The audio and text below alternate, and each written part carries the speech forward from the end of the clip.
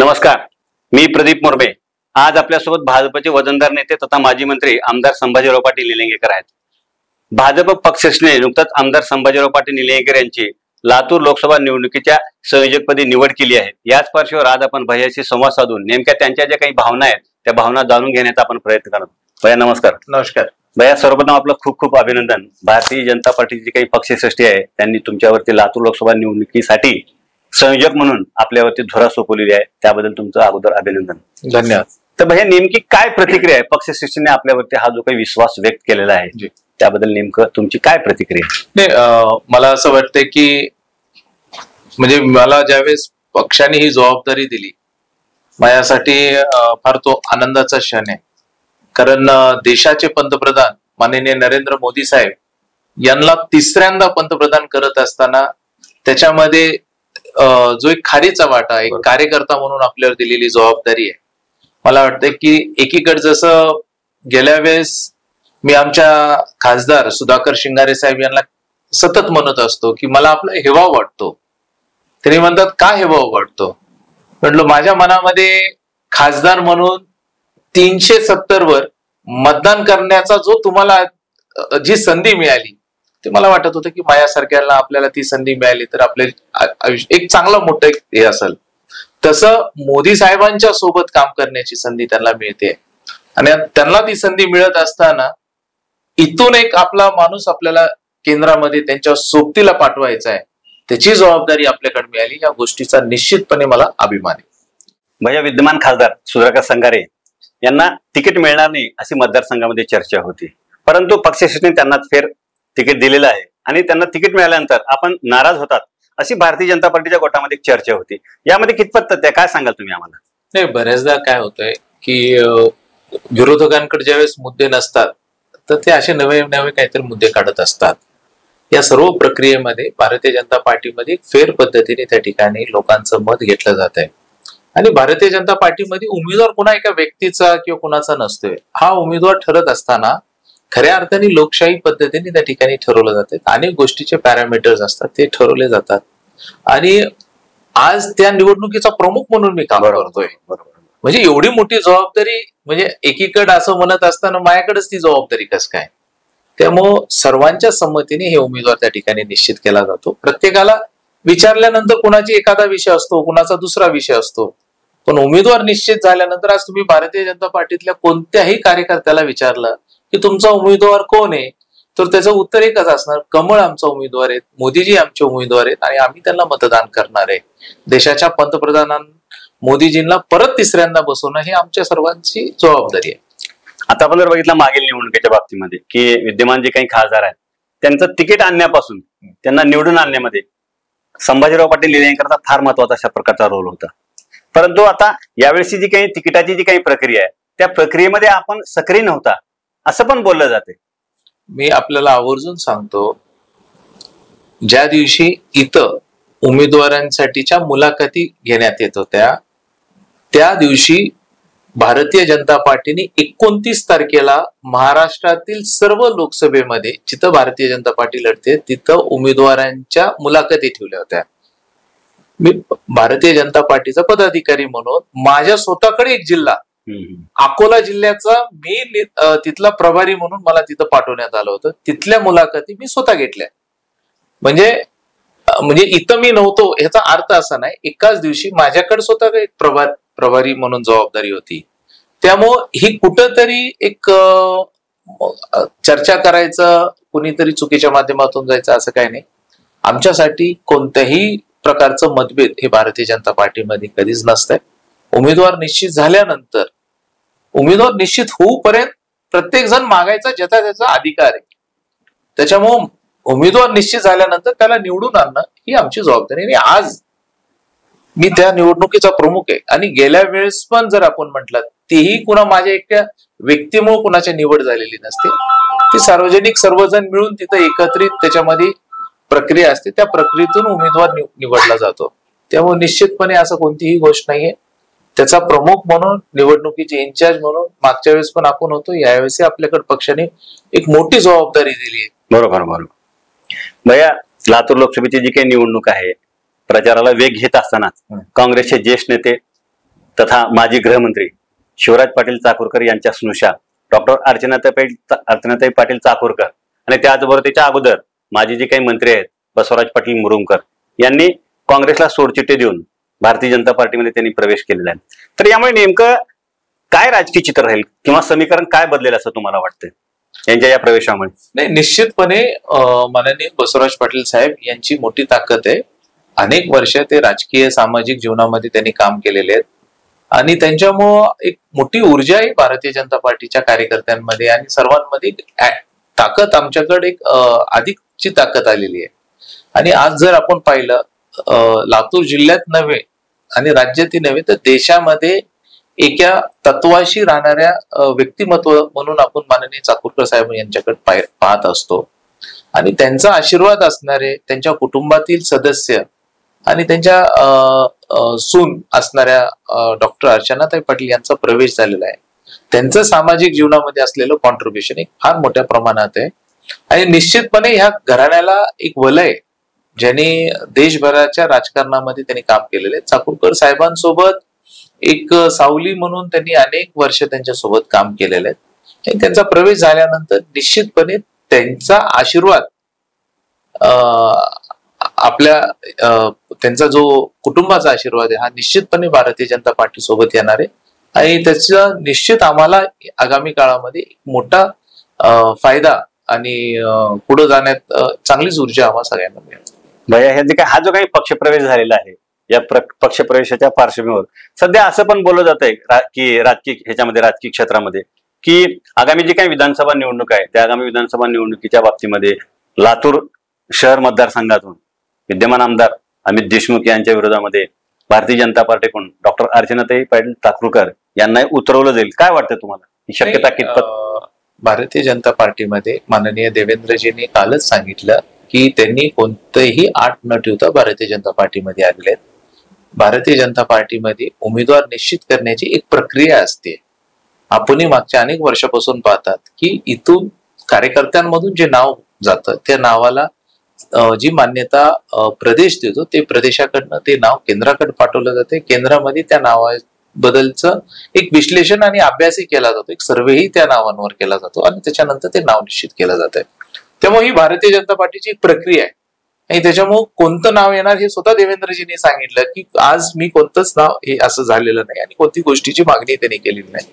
त्यामुळे या प्रक्रियेतून जे पक्ष निश्चित करेल ते नाव पुढे असणार आहे. आणि काय होतं की ज्यावेळी लातूर शहर मतदारसंघाची चर्चा होते त्यावेळेस अमित देशमुख यांच्या विरोधात तगडा उमेदवार, तर मागे अशी चर्चा होती की अमित देशमुख यांच्या विरोधामध्ये तगडा उमेदवार जर कोण असेल तर ते म्हणजे आमदार संभाजीराव पाटील निलंगेकर, अशी पण चर्चा होती की आता या डॉक्टर अर्चनाताई पाटील चाकूरकर आलेले आहेत त्यामुळे ते पण एक तगडे उमेदवार म्हणा किंवा आताच आपण म्हणलात की शिवराज पाटील चाकूरकर घराण्यात एक फार मोठं वलय आहे त्यामुळे आपली जी काही पक्षश्रेष्ठी आहे त्यांच्या नावाचा विचार करू शकेल असं तुम्हाला वाटतं का? मला असं निश्चितपणे पक्षश्रेष्ठी या सगळ्या गोष्टीला अनुषंगानेच काही गोष्टीचा विचार करतील आणि त्यांच्या प्रक्रियेतून हा निर्णय मी तो हा जो भाग येतो हा माझ्या अधिकारातला भाग बरोबर, त्याच्यामुळे मी काही भाष्य करणं हे योग्य नाही.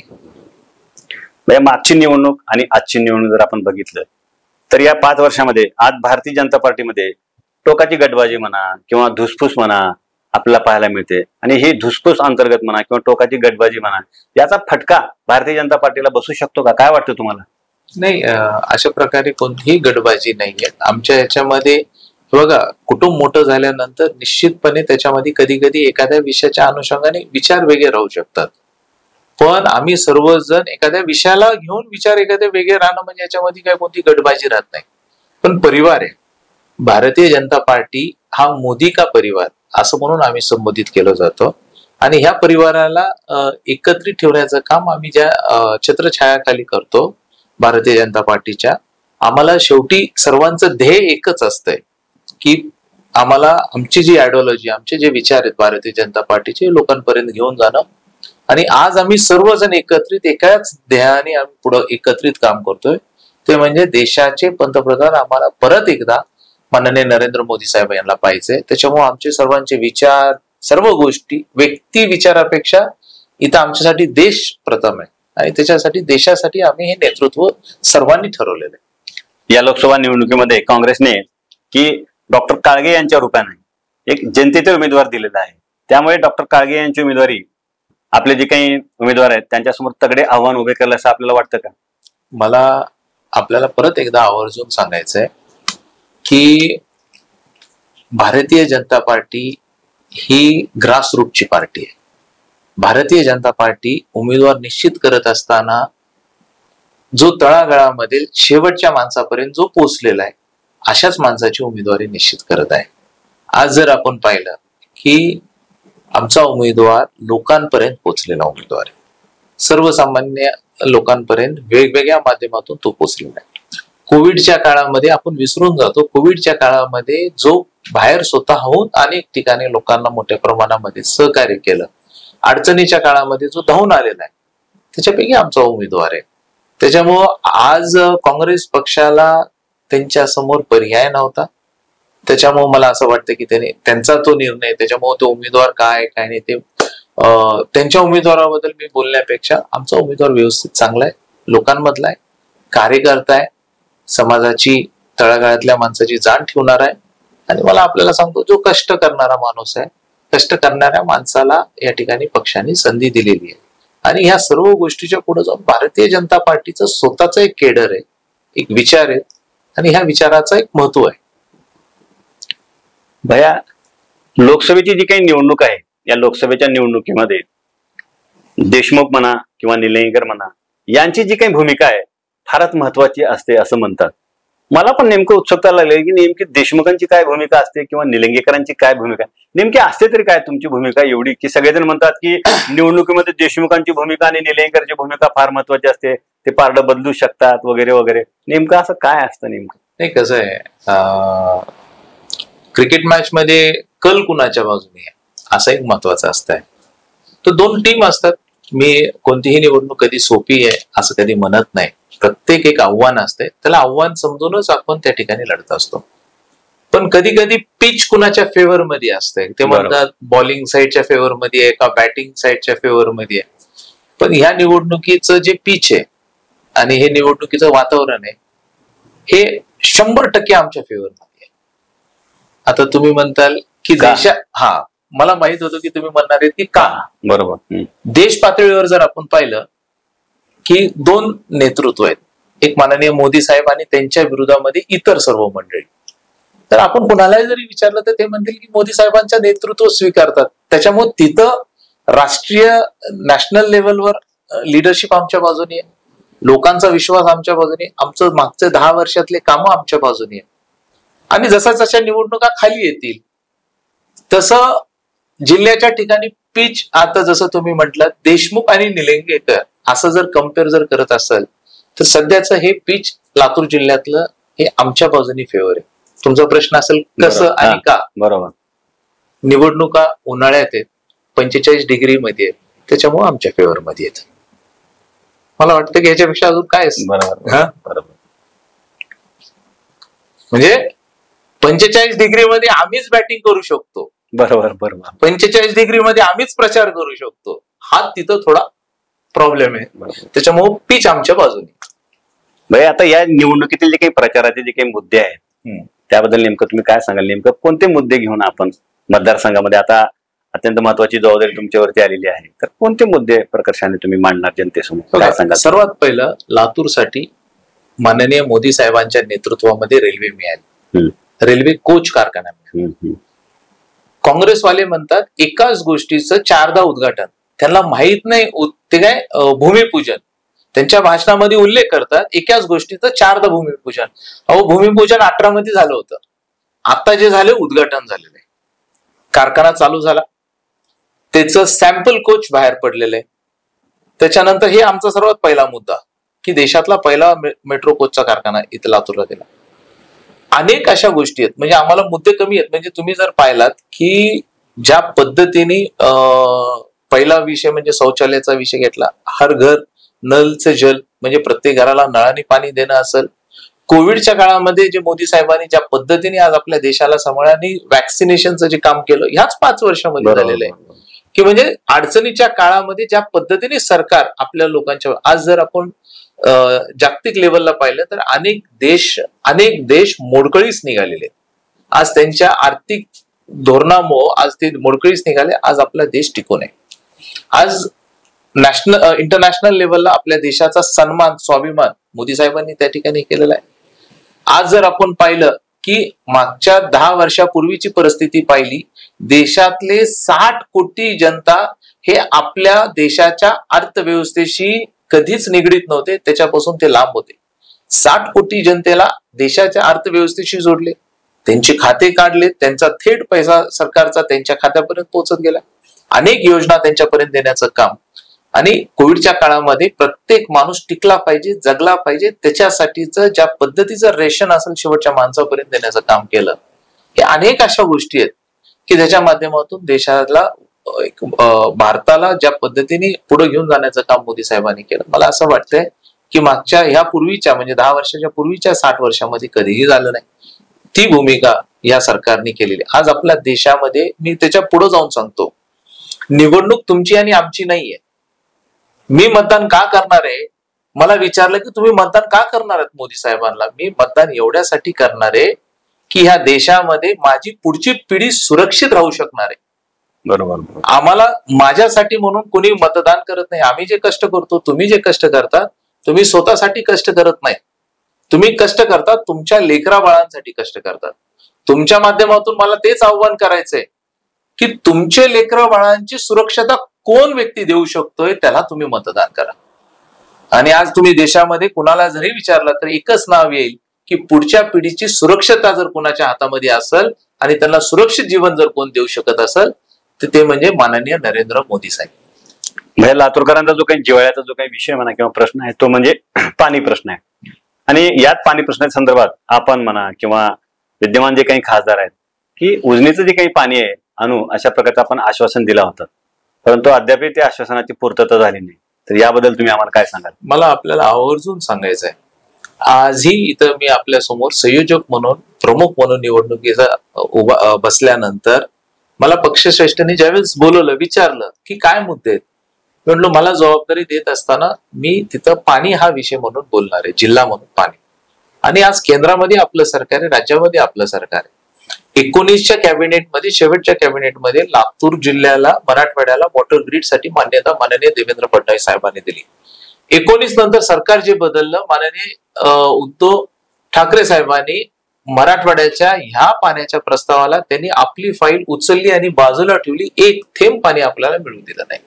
परत त्याच्यानंतर आता आपलं सरकार आल्यानंतर माननीय देवेंद्रजींनी कॅबिनेटमध्ये निर्णय घेतला. मराठवाड्याच्या ज्यावेळेस मराठवाडा मुक्ती संग्राम दिनाच्या दिवशी 17 सप्टेंबर दिवशी ज्यावेळेस कॅबिनेट झाली, त्याच्यामध्ये निर्णय घेतला की जे वाहून जाणारं जे पाणी आहे, जे पुरामध्ये जाणारं पाणी आहे, हे मराठवाड्याच्या खोऱ्यामध्ये सोडण्याचा निर्णय माननीय देवेंद्रजींनी घेतला. आणि त्या निर्णयाला घेऊन त्यांनी पुढे पाठवले. त्यांनी मला शब्द दिलेत, संभाजी तू निश्चितपणे लोकांना तू बोलू शकतोस, सांगू शकतोस की मराठवाड्याच्या अधिकाराचं, हक्काचं पाणी आम्ही देणार आणि हाच आमचा मुद्दा असणार आहे की हे पाणी देण्याचं काम फक्त आणि फक्त भारतीय जनता पार्टी करू शकते. भैया, आपले कनिष्ठ बंधू तथा भाजपचे प्रदेश सचिव अरविंद पाटील निलंगेकर हे धाराशिव मधून अजित पवार गटाकडून निवडणूक लढणार अशा प्रकारच्या बातम्या आलेल्या होत्या. याबद्दल काय सांगाल तुम्ही आम्हाला? निवडणुकांमध्ये अनेक निवडणूक जी असते ते जिंकण्याच्या समीकरणावर आपल्यातला माणूस कोण लढू शकतो. भारतीय जनता पार्टीच्या वतीने ज्या काही जणांचे नावं होते त्याच्यामध्ये आपलंही नाव होतं. अनेक जण म्हणत होते की भैया तुम्ही निवडणूक लढताल, आणि वेगवेगळ्या नावाला घेऊन त्याची चर्चा केली जाते, त्याचं अनालाइज केलं जाते. आणि ज्यावेळेस भारतीय जनता पार्टी म्हणजे ज्यावेळेस जागा एनसीपी कडे असताना ज्यावेळेस अनेकांनी भूमिका मांडली की तिथं जिंकण्याच्या दृष्टिकोनातून नावं कोणते कोणते राहू शकतात, चर्चेतला विषय असतो कोणते कोणते नावं राहू शकतात. आणि त्यावेळेस नाव संभाजी पाटील निलंगेकर यांचं होतं की त्यांनी निवडणूक तिथं लढवावी. पण मी आज आपल्याला सांगतो की मी भारतीय जनता पार्टीचा एक पदाधिकारी, अनेक वर्ष पक्षामध्ये काम केलंय, त्याच्यामुळे आणि माझ्याकडे ऍडिशनल लातूरची जबाबदारी आहे. त्यामुळे मी म्हणलं मी निवडणूक त्या ह्याच्यावर मला अडचणीचं आहे. आणि तर दुसरा पर्याय म्हणून कोण जर त्या फॅमिलीतून लढू शकतो, काय समीकरण असतात. उमरगा असेल, धाराशिव असतील, निलंगा असेल, औसा असेल, ह्याच्याशी पकड असणारे असे जे 2-4 जे नावं होते त्याच्यामध्ये अरविंद पाटील यांचं नाव होतं. आणि हे आम्ही कधीच रिव्हील केलं नाही. राष्ट्रवादीच्या बैठकीमध्ये माननीय दादांकडनंच या नावाबद्दलची चर्चा झाली होती. ना मी कधी बोललोय, ना अरविंद कधी बोललाय, ना भारतीय जनता पार्टीच्या याच्यातून कोणी बोललोय. ही चर्चा राष्ट्रवादी पक्षाच्या ज्यावेळेस वेगवेगळ्या नावांवर चर्चा होत असताना सन्माननीय अजितदादांनी विचार केला की हे पण नाव आपल्याला कसं राहू शकते. त्याच्यानंतर ही चर्चा बाहेर आली. त्यामुळे मला असं वाटतं की तो पक्षश्रेष्ठीचा निर्णय, त्यांनी जो निर्णय घेतील त्या निर्णयाच्या पाठीशी उभा टाकून त्यांनी दिलेल्या उमेदवाराला निवडून आणण्याची जबाबदारी, कारण आमचं भाग, माझं गाव हे सर्व धाराशिव मध्येच येत आहे, त्यामुळे त्यांना निवडून आणण्याची जबाबदारी आमची राहणार आहे. भाजपचे महाराष्ट्राचे सर्वेसर्वा तथा उपमुख्यमंत्री देवेंद्र फडणवीस यांनी तुमची नुकतंच आपल्या या निवडणुकीच्या पार्श्वभूमीवर संयोजकपदी निवड करून आपल्यावरती फार मोठा अशा प्रकारचा विश्वास व्यक्त केलाय. तर त्यांनी जो काही विश्वास व्यक्त केलाय तो विश्वास आपण सार्थ करून दाखवणार का?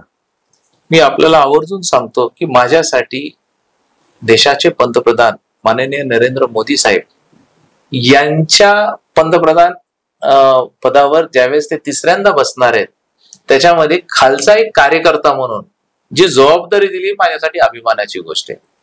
आणि जो विश्वास माननीय देवेंद्र फडणवीस साहेबांनी दाखवलेला आहे, मी निश्चितपणे आपल्याला सांगतो, आपल्या सर्व कार्यकर्त्यांच्या, सर्व पदाधिकाऱ्यांच्या, भारतीय जनता पार्टी, राष्ट्रवादी आणि शिवसेना या सर्वांना घेऊन, एकत्रित सर्वांना घेऊन भारतीय जनता पार्टीचा उमेदवार इथून सर्वात अधिक मतांनी निवडून येईल. मराठवाड्यामध्ये चांगल्या मतांनी निवडून येणाऱ्या, मी असं म्हणणार नाही की क्रमांक 1चा, पण सर्वात चांगल्या मतांनी निवडून येणारा हा आपला लातूरचा उमेदवार असेल, हे मी आपल्याला आवर्जून सांगतो. भैया, लातूर लोकसभा जी काही निवडणूक आहे या पार्श्वभूमीवर माजी मंत्री आमदार संभाजीराव पाटील निलंगेकर या आमच्या मुलाखतीच्या माध्यमातून मतदारसंघातील मतदारांना नेमकं काय आवाहन करणार? मला सर्व मतदार बंधूंना माझी हात जोडून विनंती आहे की आपण राष्ट्रहितामध्ये मतदान करावं. आपल्या राष्ट्राला प्रगतीकडे कोण व्यक्ती घेऊन जाणार आहे हे आपल्या मनात आपण विचार करून करावं. माझी अजून एक विनंती असेल, आपल्या गावामध्ये एखादा फौजी असेल, आपण आपल्या गावामध्ये जो सन्मान ज्याचा करतो, त्यांनी आल्यानंतर सर्वजण उभा टाकतात, त्याला सल्यूट करतात, ते फौजी असतात. गावातल्या फौजी माणूस असेल, जर तो तिथं बॉर्डरवर असेल किंवा त्याच्या ड्युटीवर असेल, त्याला फोन करून विचारा की आम्ही मतदान कोणाला करायला पाहिजे. त्या फौजीचा एकच आवाज येईल की तुम्ही देशाचे पंतप्रधान माननीय नरेंद्र मोदी साहेबांना मतदान करा. कारण त्यांना माहिती आहे की देश सुरक्षित जर कोण ठेवू शकत असेल तर माननीय मोदीजी सुरक्षित ठेवू शकतात. माझं आव्हान आहे, मतदान करत असताना आपल्या पुढच्या पिढीचा विचार करून करा. आपल्या पुढच्या येणाऱ्या मुलाबाळांना कोण सुरक्षित ठेवू शकतंय अशा व्यक्तींना आपण मतदान करा. एवढीच विनंती असेल की मतदान 100% करा. मतदान करणं हे राष्ट्रहितामध्ये, मतदान करणं हे आपल्याला दिलेला अधिकार, सर्वात महत्वाचा अधिकार, आपल्या संविधानाने दिलेला अधिकार आहे. त्याच्यापासून वंचित राहू नका, एवढंच मला सांगायचं. धन्यवाद भैया, धन्यवाद. आपण आम्हाला वेळ दिलात, आमच्याशी संवाद साधलात, त्याबद्दल आपले खूप खूप आभार. धन्यवाद. थँक्यू.